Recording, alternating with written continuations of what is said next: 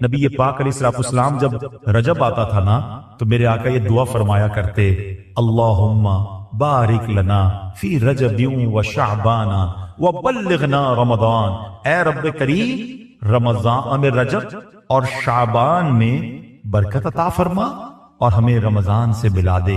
رجب کا احترام کرنا یہ اللہ کو کتنا محبوب ہے۔ حضرت عیسیٰ روح اللہ علی نبینا علیہ الصلوۃ والسلام کے دور کا میں آپ کو ایک واقعہ سناتا ہوں کہ ایک شخص تھا، ایک مدت سے ایک عورت کے بارے میں اس کے دل میں برے خیالات تھے، اور ایک بار اس کو موقع ملا، اس عورت پر اس نے کنٹرول حاصل کر لیا۔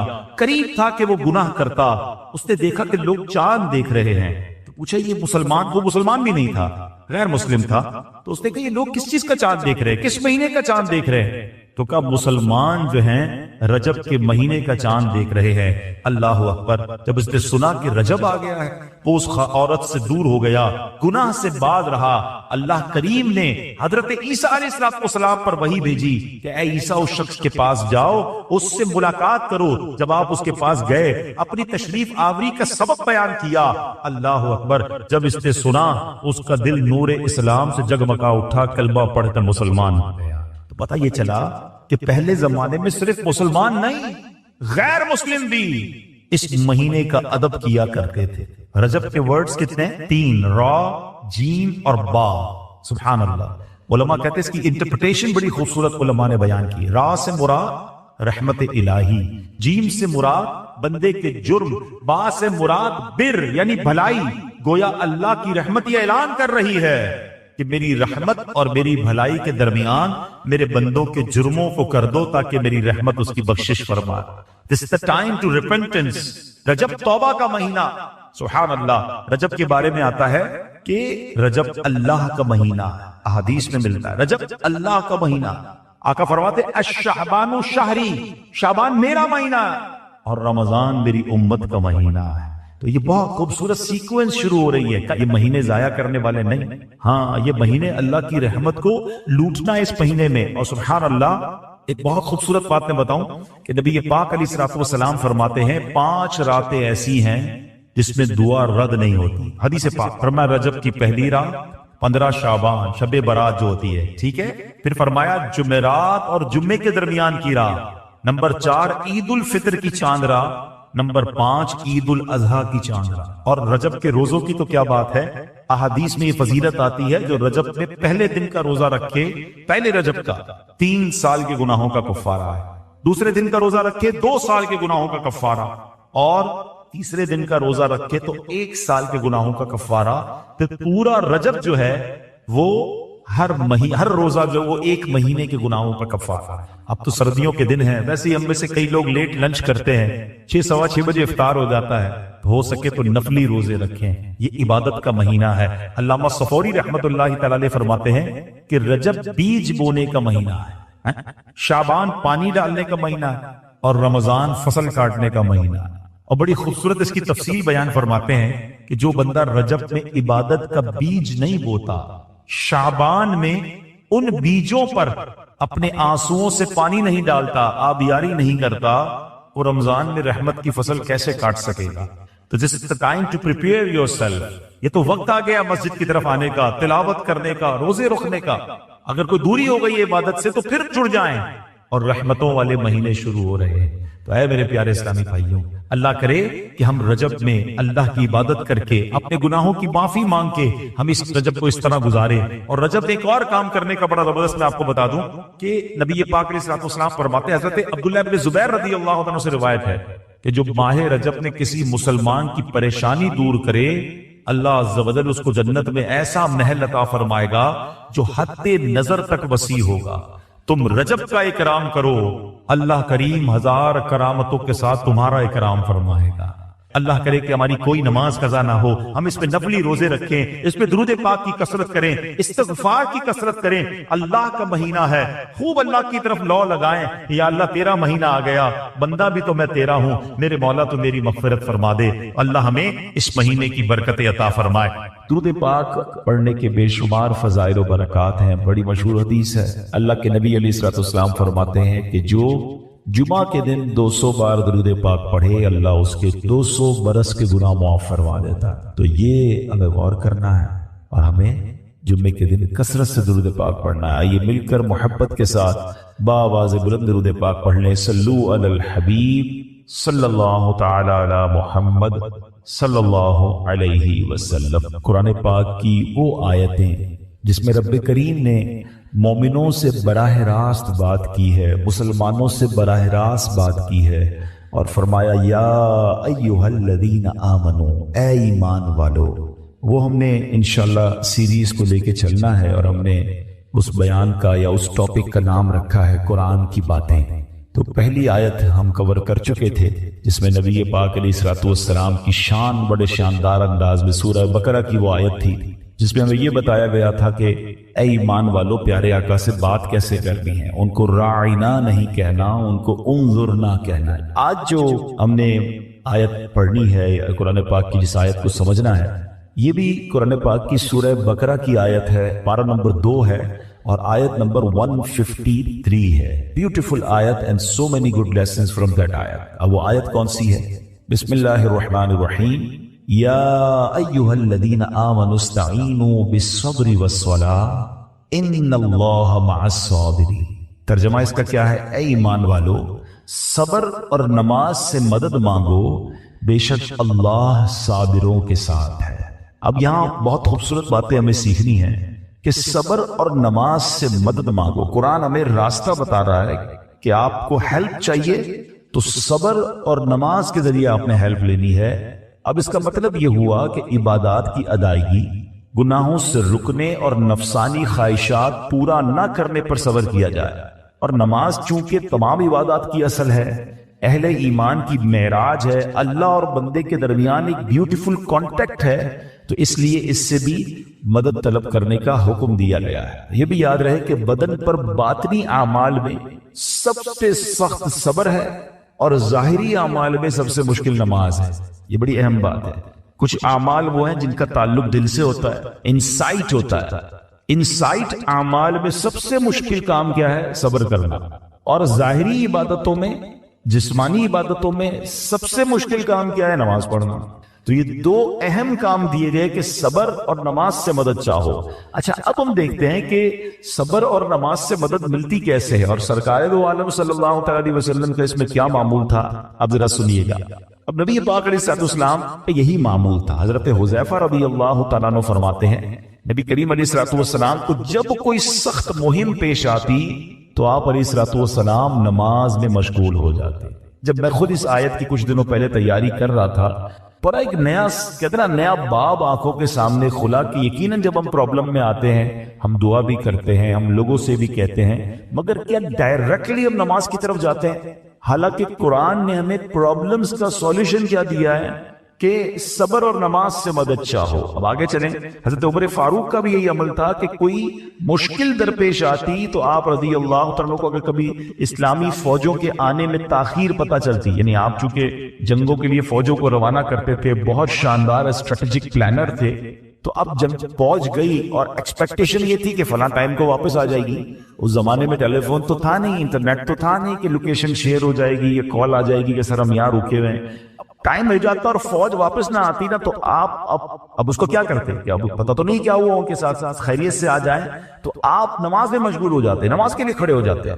अब क्या हमारे साथ कभी ऐसा होता है कि हमारा बच्चा कहीं गया है, उसकी खबर नहीं आ रही, या कोई चीज हमारी आनी है अभी तक पहुंची नहीं है, या कोई अच्छी न्यूज नहीं आ रही है, तो हम क्या उसके लिए नमाज की तरफ जाते हैं? ये नबी पाक का हमेशा मामूल रहा। हजरत अब्दुल्लाह बिन मोहम्मद हनफिया रहमतुल्लाह तआला अलैह फरमाते हैं कि मैं और मेरे वालिद एक अंसारी रिश्तेदार के पास इयादत करने गए। जब नमाज का वक्त हुआ तो उन्होंने अपने अहले खाना में से किसी को पुकारा कि ऐ लड़की, वुजू का पानी ले आओ और हमारे लिए नमाज में राहत पहुंचाओ। नमाज पढ़कर मैं राहत पाऊं, जल्दी से वुजू का पानी ले आओ। तो कहते हमने उन अंसारी शख्सियत के अल्फाज पर बड़ा ताज्जुब किया कि नमाज से राहत कैसे मिलती है। तो उन्होंने कहा मैंने नबी पाक अलैहिस्सलाम को फरमाते सुना है, ऐ बिलाल खड़े हो और हमें नमाज के जरिए राहत पहुंचाओ। इट मींस नमाज is relaxation for all of us. نماز is the way to solve your problem. آپ کو جب کوئی پرابلم آئے نا آپ اللہ کی بارگاہ میں نماز کے لیے کھڑے ہو جائیں. مکروہ وقت نہیں ہے, آپ نوافل پڑھنا شروع کر دیں. آپ دیکھیں نماز ہیلپ کرے گی آپ کی, نماز سے آپ کے لیے راحتیں ہو جائیں گی. آپ کی حضرت عبد الرحمن بن عوف کتنے بڑے صحابی ہیں رضی اللہ تعالیٰ, یہ وہ صحابی ہیں کہ جو عشرۂ مبشرہ میں سے بھی ہیں, and he was billionaire on that time. سب سے امیر صحابہ میں جو نام آتے ہیں وہ حضرت عثمان غنی اور حضرت عبد الرحمن بن عوف رضی اللہ تعالیٰ پہ نام آتے ہیں. آپ کا ایک بار بے ہوشی غشی طاری ہوئی, انکانشیس ہو گیا, تو آپ کی والدہ نے کیا کیا؟ آپ کی والدہ, لوگ سمجھے کہ آپ کی جان نکل گئی ہے, آپ کی والدہ مسجد کی طرف چل پڑی تاکہ وہاں جا کے نماز پڑھیں اور اس سے مدد حاصل کریں. جب حضرت عبد الرحمن بن عوف کو ہوش آیا نا تو لوگوں نے کہا کہ آپ کی طبیعت کیسی ہے؟ تو آپ نے کہا کیا مجھ پر غشی طاری ہو گئی تھی؟ تو کہا جی. تو کہتے ہیں بے شک میری بے ہوشی میں میرے پاس 2 فرشتے آئے اور کہنے لگے تم چلتے نہیں کہ ہم تمہیں خدا کی بارگاہ میں لے جائیں اور تمہارے بارے میں فیصلے لیے جائیں؟ دوسرے فرشتے نے کہا انہیں لوٹا دو, یہ ان افراد میں سے ہے جن کے لیے ان کی ماؤں کے پیٹ میں ہی سعادت مندی لکھ دی گئی تھی, اور ان قریب اللہ تعالیٰ ان کے ذریعے ان کی اولاد کو جب تک چاہے گا نفع دے گا. اس کے بعد آپ رضی اللہ تعالیٰ 1 مہینہ مزید زندہ رہے, اس کے بعد انتقال ہوا. تو پتہ چلا کہ آپ کی والدہ نے نماز پڑھی, اللہ سے مدد مانگی اور آپ کو اللہ نے ایک نئی زندگی عطا فرمائی. تو آپ اپنی زندگی میں اس پریکٹس کو آج اس آیت سے دیکھیں, ہم نے کرنا کیا ہے. ہم جو بیان میں آئے تو صرف بیان نہیں سننا ہے, ہم نے اللہ نے مجھے کہا کیا ہے. ہم اس ٹاپک کو لے کے اسی لیے چل رہے ہیں نا کہ میرے رب نے ڈائریکٹلی مجھ سے کیا بات کی ہے. تو آج اس آیت میں یہ لیسن مل رہا ہے کہ جب کسی پرابلم میں ہے, کلیمٹی میں ہے, تو اللہ کی طرف جانا ہے اور نماز سے مدد چاہنی ہے. وَاسْتَعِينُوا بِالصَّبْرِ وَالصَّلَاةِ. اچھا اب آپ دیکھیں پیارے آقا کی نماز کی کیسی عادت تھی. بادل گرجتے تھے, آندھی چلتی تھی, کسی بری خبر کی اطلاع آ رہی ہوتی تھی, نبی پاک نماز کی طرف چلے جاتے. اچھا آپ مجھے بتائیں نماز استسقاء کیا ہے؟ بارش نہیں ہو رہی ہے, پیارے آقا نماز پڑھا رہے ہیں. سورج گہن ہو رہا ہے, نبی پاک نماز پڑھا رہا ہے. چاند گہن ہو رہا ہے, پیارے آقا نماز کی طرف. یعنی کس قدر اللہ کی طرف رجوع ہے. and whenever anything bad happen یا going to bad happen, ہونے والی لگ رہی ہے, کچھ بڑا ہونے والا ہے, ہمیں بھی تو خبریں آ رہی ہوتی ہے نا کہ بھائی کل بہت شدید بارش ہوگی, اللہ نہ کرے کوئی اور بری خبر ایکسپیکٹیشن ہے. آپ کو کاروبار میں کوئی ایسی خبر آنے کا ڈر ہے, یا آپ کی کوئی شپمنٹ جاری ہے, واٹ ایور آپ چاہتے ہیں ہر چیز بہتر ہو جائے. قرآن نے فارمولا دیا نا, وَاسْتَعِينُوا بِالصَّبْرِ وَالصَّلَاةِ. اللہ نے ڈائریکٹلی مجھے اور آپ کو کہا ہے. تو from now on words make your practice کہ میں نے انشاءاللہ نماز سے مدد لینی ہے. اور آپ اپنی آنکھوں سے دیکھیں اور آپ اللہ سے عرض بھی کریں کہ اللہ تو نہیں قرآن میں کہا مدد لے, میں نے کھڑا ہو گیا نماز کے لیے. تو نماز سے آپ نے مدد لینی ہے. اچھا اب اس کے بعد آیت کا جو سیکنڈ پارٹ ہے کہ صبر سے بھی مدد لینی ہے. اور آگے کیا فرمایا؟ ان اللہ مع الصابرین, اللہ صابروں کے ساتھ ہے. سبحان اللہ.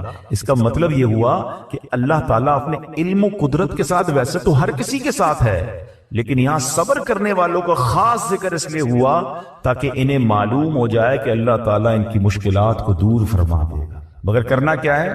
صبر کرنا ہے. اچھا اب صبر کے بارے میں 2 باتیں بڑی اہم ہیں کہ صبر نارملی ہم جب بھی صبر کے بارے میں سنتے ہیں تو صبر ہم کہتے ہیں یار تکلیف آئی ہے صبر کرو. یقیناً یہ بھی صبر ہے, مگر صبر کی ایک اور قسم بھی ہے جو اس سے بھی سپیریئر ہے, جو اس سے بھی افضل ہے. اور وہ کیا ہے؟ گناہ کے لیے دل چاہے, حرام کے لیے دل چاہے, نفسانی خواہشات برا کام کروانا چاہ رہی ہیں اور بندہ اس پر صبر کرے. یہ صبر جو ہے نا یہ شریعت کو اور محمود ہے اور بڑا افضل ہے کہ انسان کو جی چاہے کہ فلاں گناہ کرنا ہے مگر وہ اس پر صبر کرے. اور دوسرا صبر وہی ہے جو ہم جانتے ہیں کہ کوئی مصیبت آ جائے, کوئی آفت آ جائے, کوئی ہمارا اللہ نہ کرے کسی سے لڑائی ہو جائے, ہمارے ہمیں کوئی برا بلا کہے, ہم اسے معاف کر دیں, صبر کریں. گے جسمانی تکلیف ہے, کاروبار میں پرابلم ہے, ہم اللہ کی رضا پر راضی رہیں. تو یہ 2 قسم کے صبر ہیں. اور جب کوئی بندہ صبر کرتا ہے نا تو قرآن و حدیث اور بزرگان دین کے اقوال سے میں اب آپ اس کے 10 فائدے بتانا چاہتا ہوں. میں کہتا جاؤں گا, آپ اللہ کے ذکر کی نیت سے سبحان اللہ بھی کہتے رہیں, جنت میں درخت بھی لگاتے رہیں. ٹھیک ہے. اللہ تعالیٰ صبر کرنے والوں کے ساتھ, صبر کرنے والے کو اس کے عمل سے اچھا اجر ملے گا, صبر کرنے والے کو بے حساب اجر ملے گا. صبر کرنے والوں کی جزا دیکھ کر قیامت کے لوگ حسرت کریں گے. صبر کرنے والے رب کریم کی طرف سے درود و ہدایت اور رحمت پاتے ہیں. صبر کرنے والے اللہ کو محبوب ہیں. صبر آدھا ایمان ہے. صبر جنت کے خزانوں میں سے ایک خزانہ ہے. صبر کرنے والے کی خطائیں مٹا دی جاتی ہیں اور صبر ہر بھلائی کی کنجی ہے. اب آتے ہیں ان دونوں صبر کو تھوڑا سا ڈیفائن کرتے ہیں. ایک نفسانی خواہشات، گناہ کا جی چاہتا ہے، کیونکہ نفس ہے نا وہ تو ہر وقت موج مستی چاہتا ہے، وہ تو ہر وقت چاہتا ہے جناب بس یہ بھی کام کر لوں وہ بھی کر لوں. اب مجھے یہ دیکھنا ہے کہ میرا یہ کام اللہ کو راضی کرے گا یا رب کو ناراض کر دے گا. لیکن جو نفسانی خواہشات پر صبر کرتا ہے نا، گناہ سے اپنے آپ کو بچاتا ہے. قرآن کیا کہتا ہے؟ وَأَمَّا مَنْ خَافَ مَقَامَ رَبِّهِ وَنَهَى النَّفْسَ عَنِ الْهَوَىٰ فَإِنَّ الْجَنَّةَ هِيَ الْمَأْوَىٰ. اور رہا وہ جو اپنے رب کے حضور کھڑے ہونے سے ڈرا اور نفس کو خواہش سے روکا تو بے شک جنت ہی اس کا ٹھکانہ. دل چاہ رہا ہے، شیطان کہہ رہا ہے کر لے، کوئی دیکھنے والا نہیں، تو علاقہ بھی چینج کر لیا، شہر بھی تبدیل ہو گیا، nobody here to watch you، مگر اللہ دیکھ رہا ہے. اچھا نارملی اگر غور کریں گناہ کرتے کیوں ہیں؟ جتنے بھی گناہ ہیں، what ever the list of گناہ اٹھائیے، کوئی شراب پیتا ہے، کوئی بدکاری کرتا ہے، معاذ اللہ کوئی جوا کھیلتا ہے، کوئی جناب بے حیائی کرتا ہے، گندی چیزیں دیکھتا ہے یا جھوٹ بولتا ہے، واٹ ایور، ان تمام گناہوں میں تھوڑی سی لذت ہے، ٹیسٹ. ٹھیک ہے، غیبت میں بھی ٹیسٹ ہے، بلکہ کتابوں میں آیا کہ غیبت میں شراب سے بھی زیادہ مزہ ہے، جبھی تو بندہ چھوڑتا نہیں ہے. اچھا لیکن تمام ٹیسٹ میں ایک بڑی اہم بات اب میں کہنے جا رہا ہوں. یہ بزرگ نے بڑی کمال کی ون لائنر ہمیں دے دیا ہے. وہ کہتے ہیں کبھی بھی لذت کے لیے گناہ مت کرنا، کیونکہ لذت ختم ہو جائے گی، گناہ کا جواب اور پنشمنٹ باقی رہ جائے گی. اب آپ اس فارمولے کو سامنے رکھیں کہ جب بھی ہم گناہ کرتے ہیں فیو منٹس یا فیو آورز کی ایک انجوائمنٹ ہے، آفٹر دیٹ انجوائمنٹ ختم، مگر اس کا جواب باقی ہے، عذاب باقی ہے، اللہ نہ کرے اللہ ناراض ہوا تو پنشمنٹ باقی ہے. تو کیا فرمایا؟ انجوائمنٹ کے لیے گناہ مت کرنا، انجوائمنٹ ختم ہو جائے گی، عذاب باقی رہ جائے گا. اور اگلا سینٹنس کتنا خوبصورت ہے، فرماتے ہیں کبھی بھی تکلیف کی وجہ سے نیکی مت چھوڑنا، تکلیف ختم ہو جائے گی، اجر باقی رہ جائے گا. اب مثال دیتا ہوں، اس کے 2-3 ایگزامپل سمجھیے. گناہ کی ایگزامپل تو آپ سمجھ گئے کہ کوئی بھی تھوڑی دیر کا گناہ کرتا ہے، لذت پاتا ہے، وہ گناہ ختم، عذاب باقی.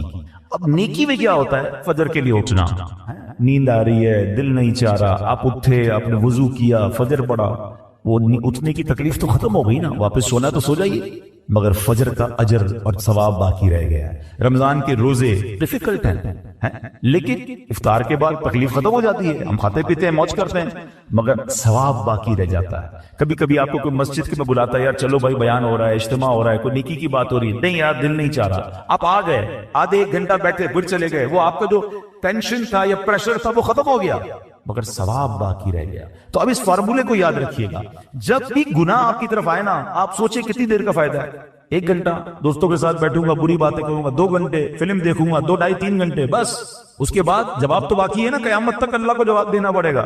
نہیں یار مجھے انجوائمنٹ کے لیے گناہ نہیں کرنا. اور جب کوئی نیکی کا کام آئے اور آپ کو لگے یار دل نہیں چاہ رہا، مزہ نہیں آ رہا، بوریت ہوگی، چھوڑنا یار، تو بندہ سوچے کتنی دیر کی نیکی ہے، آدھے گھنٹے کی، 1 گھنٹے کی، بس 2 گھنٹے کی، اور ثواب باقی رہ جائے گا. Let's do it. اگر یہ بات سمجھ آ گئی نا آپ کو تو انشاءاللہ دیکھیے گا گناہ سے بچنا اور نیکیاں کرنا آسان ہو جائے گا. تو اب کیا فرمایا قرآن نے کہ جس نے اپنے نفس کو روکا، کیا خوبصورت آیت ہے، وَأَمَّا مَنْ خَافَ مَقَامَ رَبِّهِ وَنَهَى النَّفْسَ عَنِ الْهَوَىٰ. اب رہا وہ جو اپنے رب کے حضور کھڑے ہونے سے ڈرا اور نفس کو خواہش سے روکا تو بے شک جنت ہی اس کا ٹھکانہ ہے. اور ایک اور جگہ کمال سے فرمایا وَلِمَنْ خَافَ مَقَامَ رَبِّهِ جَنَّتَانِ. مبارک ہو ان کو جو اللہ سے ڈرتے ہیں نا، صبر کرتے ہیں، گناہ نہیں کرتے، رک جاتے ہیں. قرآن کہتا ہے جو اپنے رب کے حضور کھڑے ہونے سے ڈرے اس کے لیے 2 جنتیں ہیں، 1 نہیں 2 جنتیں ہیں. سورہ رحمان کی آیت ہے. تو پتا چلا کہ نفس کو روکنا یہ آسان بھی نہیں ہے. ہاں دل بہت چاہتا ہے، مگر یہ صبر جو ہے نا، ان اللہ مع الصابرین کا جو معراج ہے، جو ٹاپ آف دا لسٹ صبر ہے، وہ یہ صبر ہے. اچھا اب آتے ہیں ایک اور صبر کی صورت کہ اب آپ کو کسی نے غصہ دلا دیا، برا بھلا کہا، یا آپ کے مزاج کے خلاف بات ہو گئی، اب آپ نے روکنا ہے اپنے آپ کو. اب غصے کا اظہار نہیں کرنا، لڑائی نہیں کرنی، گالی کا جواب گالی، اینٹ کا جواب پتھر. انگریزی کا مقولہ ہے نا ٹٹ فار ٹیٹ، جیسے کو تیسا. یہ ہماری شریعت میں نہیں سکھاتا. اچھا آج کل کسی کو کہو نا یار اب کیوں یار لڑائی کر رہے ہیں، بھائی میں جواب نہ دوں تو لوگ سمجھیں گے کمزور آدمی ہوں، مجھے اپنا روب بھی تو رکھنا ہے، میں بھی تو پتا چلے کون ہوں، اپنا بتاؤں تو صحیح کون ہوں. سچی بات پتہ کیا ہے، جو ٹٹ فار ٹیٹ کرتا ہے، گالی کا جواب گالی سے دیتا ہے نا، وہ واقعی بتا دیتا ہے وہ کون ہے، وہ اپنا تعارف کروا رہا ہوتا ہے کہ یہ بھی ایسا ہے، میں بھی ویسا ہی ہوں. او بھائی. اچھا پھر ایک اور عجیب جملہ بڑا مشہور ہے آج کل، جناب ہم شریف کے ساتھ شریف ہیں، ہم بدماش کے ساتھ بدماش ہیں. مجھے آج تک سمجھ نہیں آئی یہ کون سا بٹن لگا ہوا ہے آپ کے اندر کہ شریف کے ساتھ آپ شریف ہو جاتے ہیں، بدماش آتا تو آپ بھی بدماش ہو جاتے ہیں۔ جناب والا، شریف آدمی شریف کے ساتھ بھی شریف ہوتا ہے، بدماش کے ساتھ بھی شریف ہوتا ہے، جب بھی تو وہ غلط آدمی اچھا ہوگا نا۔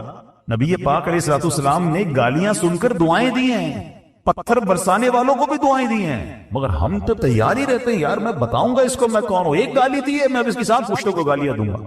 تو پھر آپ بھی ویسے ہی ہو گئے نا جناب۔ حدیث پاک کیا ہے؟ ہو از مور اسٹرانگر، ہو از مور پاورفل۔ اللہ کے حبیب علیہ الصلوۃ والسلام فرماتے ہیں کہ بہادر وہ نہیں، یہ بخاری شریف کی حدیث ہے، بہادر وہ نہیں جو پہلوان اور دوسرے کو پچھاڑ دے، بلکہ بہادر وہ ہے جو غصے کے وقت اپنے آپ کو قابو میں رکھے۔ اصل بہادری یہ ہے۔ تو اگر آپ نے واقعی صبر سے مدد لینی ہے، ان اللہ مع الصابرین کا مجدہ لینا ہے، تو بدلے نہیں لینا ہے، معاف کرنا ہے۔ ذرا مل کر میرے ساتھ شب قدر کی دعا دہرائیے گا، اللہم انک عفو کریم تحب العفو فاعف عنی، اللہم انک عفو کریم تحب العفو فاعف عنی، اللہم انک عفو کریم تحب العفو فاعف عنی۔ What is the meaning؟ اس دعا کا معنی کیا ہے؟ اللہم انک عفو، اے اللہ تو معاف کرنے والا ہے، تحب العفو معافی کو پسند کرتا ہے، فاعف عنی، اللہ مجھے بھی معاف کر۔ ہم کیا کہہ رہے ہیں اللہ سے؟ اللہ مجھے معاف کر دے، میرے سارے اگلے پچھلے گناہ معاف کر دے، مگر دیر از اے کوسچن، آپ نے معاف کر دیا سب کو؟ بندہ کہتا نہیں میں تو انتظار میں بیٹھا ہوں، میں تو موقع کی تلاش میں، بس موقع ملے پھر بتاؤں گا میں کون ہوں۔ ہاتھ میں آ نہیں رہا بندہ، ٹرائی کر رہا ہوں کسی جگہ آ جائے، بس کوئی اس کے پیسے ویسے آ جائیں، کوئی اس کا معاملہ میرے پاس آ جائے، بس پھر دیکھو کیا کرتا ہوں۔ بیٹھے اس انتظار میں بیٹھے بہت سارے لوگ، مان لے یار، یعنی دشمنیاں پالی ہوئی ہیں، رشتہ داریاں کاٹی ہوئی ہیں، دوستوں کے پاس جا نہیں رہے ہیں، میاں بیوی میں لڑائی ہے، ایک سوری کے لیے بیوی گھر بیٹھی ہے، وہ کہتی شوہر سوری کہتے تو میں آ جاؤں گی، شوہر کہتا ہے بیوی معافی مانگ لے تو میں لے آؤں گا۔ ارے بھائی کوئی بھی آگے بڑھ کے معافی کر لو بھائی، اللہ سے معافیاں مانگ رہے ہو، بندوں کو معاف کرنے کے لیے کوئی تیار نہیں ہے۔ مجھے خود بتائے نا یہ کیسی دعا ہے کہ اے اللہ تو مجھے معاف کر دے، میں نے کسی کو معاف نہیں کرنا، یہ بنتی ہے دعا؟ اللہ سے پتہ ہے کیا؟ تم تو میری قیمتی گاڑی ہے، قیمتی موبائل ہے، قیمتی اشیاء ہے، اس کی حفاظت کی فکر کرتے ہو۔ سب سے زیادہ قیمتی کیا ہے میرے اور آپ کے پہ؟ وہ ایمان ہے، اور ایمان بہت سارے طریقوں سے چھن سکتا ہے۔ ایک تو یہ ہے کہ بندہ دعا کرے، اس کی وجہ کیا ہے کہ ہمارا سب سے بڑا دشمن قرآن کہتا ہے انہ لکم عدو مبین، شیطان اوپن اینیمی، قرآن کہتا ہے۔ شیطان پتہ کیا چاہتا ہے؟ الٹیمیٹ گول شیطان کا کیا ہے کہ وہ تو جہنم میں جائے گا، بے ایمان ہے، وہ چاہتا ہے میں ان کا بھی ایمان کسی طرح چھین لوں اور یہ بھی میرے ساتھ جائے۔ تو اب اس کے پلانز ہیں، اس پلانز کو سمجھنا ہوگا۔ برے خاتمے کے اسباب میں علماء کہتے ہیں بری صحبت، گناہوں کی تکرار، بار بار ہر وقت گناہ کرتے رہنا۔ حدیث پاک میں آتا ہے جب بندہ ایک گناہ کرتا ہے اس کے دل پر ایک سیاہ ڈاٹ لگ جاتا ہے، دوسرا کرتا ہے پھر تیسرا کرتا ہے پھر ایک ڈاٹ، کرتے کرتے کرتے پورا دل ہی سیاہ ہو جاتا ہے۔ اب اس پر ہدایت کی کوئی بات اثر نہیں کرتی۔ ایسے بھی کئی لوگ ہوتے ہیں جب بھی دین کی بات کرو انہیں الجھن شروع ہو جاتی ہے، چڑ آتی ہے، قرآن کی بات کرو، حدیث کی بات کرو، برا لگتا ہے، وہ کہیں بیٹھ نہیں سکتے دین کی محفل میں۔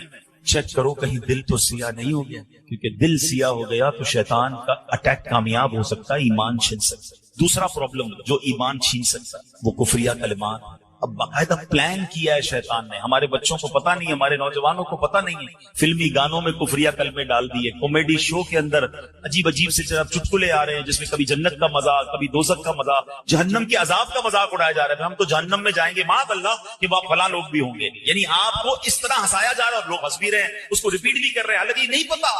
ان تمام چیزوں میں ہماری ایک لمٹ ہے، ہم اس لمٹ کو کراس کریں تو دائرہ اسلام سے خارج ہو سکتے۔ تو ہمیں ان تمام چیزوں کا علم، بری صحبتوں سے بچنا ہے، بولتے سے پہلے خیال کرنا، ہر جگہ بولنا نہیں ہوتا، ہر بات میں آپ اپنی لب کشائی نہیں کر سکتے۔ بہرحال یہ ٹاپک تو بہت لمبا ہے، لیکن میں ایک مشورہ دے دیتا ہوں پھر اگلی ٹاپک پر آتا ہوں۔ ایک کتاب میں آپ کو سجیسٹ کرتا ہوں، one of the beautiful book on that subject, بلکہ میں کہوں کہ صدیوں میں ایسی کتاب نہیں لکھی گئی ہے۔ اللہ سلامت رکھے امیر اہل سنت، فاؤنڈر آف دعوت اسلامی مولانا الیاس قادری صاحب کو کتاب کا نام ہے کفریہ کلمات کے بارے میں سوال و جواب۔ آپ بلیو کریں ایک بار اس کتاب کو پڑھ لیں، کہتے نا ذہن کی کھڑکیاں کھل جائیں گی کہ یار یہ جملے تو مذاق میں کہہ رہے ہوتے ہیں، ہم تو دوستوں پہ بیٹھ کے کہہ رہے ہوتے ہیں، ہمیں پتہ ہی نہیں ہے، مگر وہ جملے بعض اوقات زبان سے نکلتے ہیں جو بندے کو ایمان سے خارج کرتے ہیں۔ یہ شاکی پلان کر کے داخل کیے گئے ہماری گفتگو میں، ہمارے محاوروں میں، ہمارے جناب فلموں ڈراموں کے اندر۔ ایمان کی فکر کریں، ولا تموتن الا وانتم مسلمون، مت مرنا مگر مسلمان. اب بھی ہو سکتا ہے کسی کے ذہن میں یار یہ مولانا صاحب نئی بات لے آئے بھائی, کہاں ایمان کیسے ختم ہوگا بھائی, مسلمان ہے, مسلمان ہو کے بھی ایمان سے جائیں. اعلیٰ حضرت نے 100 سال پہلے ایک بات سمجھائی تھی, سونا جنگل رات اندھیری چھائی بدلی کالی ہے, سونے والوں جاگتے رہیے چوروں کی رخ. آج ہو کیا گیا ہے کہ قرآن کی انٹرپریٹیشن کرنے, حدیث بیان کرنے, دین بیان کرنے نت نئے لوگ آ رہے ہیں جو کہیں سے علم دین سیکھا نہیں ہے, چند کتابیں پڑھ لی, چند لاجکس پڑھ لی اور لوگ ان کی باتیں سن رہے ہیں. اور یہی تو وہ ایمان کے ڈاکو ہیں کہ جو آپ کے دل میں ایک ایسی سوئی چبو دیں گے کہ کسی کو اولیاء کے نام سے دور کریں گے, کسی کو صحابہ سے دور کریں گے, کسی کو علماء سے دور کریں گے. الٹیمیٹ گول یہ ہے کہ انہیں اسلام سے دور کرنا ہے. آپ کی پہلے بنیادیں ہلکی ہوں گی نا, جب آپ اولیاء سے بھی دور, صحابہ سے بھی دور, علماء سے بھی دور ہو جائیں گے, اینڈ آف دا ڈے اسلام سے بھی دور ہو جائیں گے. یہ پلان ہے, اب لوگ سمجھ نہیں رہے اور انہیں سنی جا رہے ہیں. تو ہمیں دین بھی ان سے سیکھنا ہے جو باقاعدہ سرٹیفائیڈ عاشق رسول علماء کرام, تاکہ ہمارے دین کی اساس مضبوط رہے. کبھی آپ نے یہ کیا کہ آپ کا گھر بنانا ہو اور آپ کہیں یار ڈاکٹر دوائی بڑی اچھی دیتا ہے, جب جاتا ہوں علاج ٹھیک ہو جاتا ہے, چلو گھر بھی اسی سے بنا لیتے ہیں. آپ کہیں گے نہیں یار ڈاکٹر اچھا ہے مگر بلڈر نہیں ہے. ایک بلڈر سے گھر بنایا, اس نے گھر بہت اچھا بنایا, اس نے یار گھر بڑا اچھا بنایا, بقرعید میں جانور بھی اسی سے کٹوا لیتے ہیں. کہ نہیں یار وہ کسائی تھوڑی ہے, وہ بلڈر. تو یو نو کہ جس کا جو کام ہے وہ اس سے سیکھتے ہیں. دین بھی اس سے سیکھے نا, کہ جو دین کا ایکسپرٹ ہو, جس کی جو مرضی سوشل میڈیا پر آ کر بیان شروع کیا, ہم نے سننا شروع کیا اور کنفیوز ہونا شروع کیا. یہی تو پلان ہے کہ کہیں کوئی کوشش کر رہا ہے ان کے دل سے عشق رسول نکالا ہے, کوئی کوشش کر رہا ہے اولیاء کی محبت نکال دیں, کوئی کوشش کر رہا ہے صحابہ کی محبت نکال دیں, کوئی چاہتا ہے اہل بیت امام حسین کی محبت دل سے نکالے. یہ سارے پلانز ہیں. دیکھیے ہمیشہ کوئی نہیں کہے گا اللہ کی محبت دل سے نکالو, کوئی نہیں کہے گا اسلام سے پھر جاؤ. وہ پہلے آپ کی بنیادیں کاٹ رہے ہیں کہ ایک ایک کر کے یہ ساری بنیادیں کٹیں. آخری الٹیمیٹ گول ایمان ہے. تو پلیز ان چالوں کو سمجھیے. اعلیٰ حضرت نے کہا تھا آنکھ سے کاجل صاف چرا دیں, یہاں وہ چور بلاتے ہیں, تیری گٹھڑی تاکی ہے اور تو نے نیند نکلی. آنکھ سے کاجل کون چرا سکتا ہے؟ اتنے شاطر ہیں کہ کاجل بھی چوری ہو جائے گا, آنکھ کو پتا بھی نہیں چلے گا. یہی ہو رہا ہے کہ دین کے نام پر ایمان چھیننے کی کوشش ہو رہی ہے, بٹ نوبڈی کیئر. ایسا نہ کریں. علماء کرام سے مربوط رہیں, عاشقان رسول علماء کرام کی صحبت اختیار کریں, انشاءاللہ ایمان مضبوط رہے گا. اور باتیں تھیں مگر میں ایک عشق والی بات پر اب اپنا بیان ختم کرتا ہوں. شفاعت حاصل کرنی ہے نا, تو ایک ایسی جگہ ہے جہاں چلے جاؤ شفاعت واجب ہو. آقا فرماتے من زار قبری وجبت لہو شفاعت, جس نے میرے روزے کی زیارت کی اس پر میری شفاعت واجب. آئے آئے, یہ وہ دربار ہے جہاں جاؤ تو شفاعت واجب ہو جاتی ہے. اچھا مدینے کی زندگی بھی نرالی, مدینے کی موت بھی نرالی. آقا فرماتے تم میں سے جس سے ہو سکے مدینے میں مرے, کہ جو مدینے میں مرے گا میں اس کی شفاعت کروں. ادھر کی موت بھی نرالی. اعلیٰ حضرت کہتے ہیں نا طیبہ میں مر کے ٹھنڈے چلے جاؤ آنکھیں بند, سیدھی سڑک یہ شہر شفاعت نگر کی ہے. تو مدینے جایا اور یاد رکھیے, اس کی تڑپ رکھیے, اس کی دعا کیجیے, اس کی التجا کیجیے. اگر کوئی مجھے غریب سن رہا ہے نا, اب دل میں یہ خیال آ رہا ہے کہ یار مدینے تو امیر جا سکتے ہیں, اتنے سارے پیسے, پاسپورٹ